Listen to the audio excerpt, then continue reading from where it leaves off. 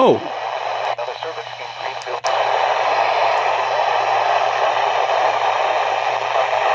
South Carolina until 3 p.m. At 2:13 p.m. Eastern Daylight Time, a severe thunderstorm was located 4 miles northwest of Walhalla or near Oconee State Park, moving at 50 miles per hour. Hazard, 60 miles per hour with a quarter-size hail. Source, radar indicated. Impact, minor hail damage to vehicles is expected. Expect wind damage to trees and power lines.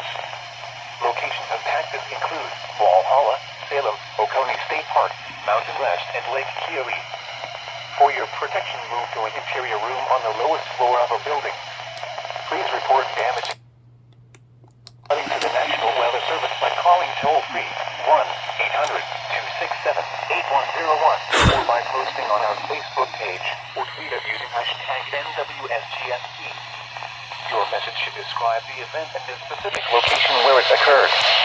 Repeating, a severe thunderstorm warning has been issued until 3 p.m. Eastern Daylight Time for the following counties: Oconee, South Carolina.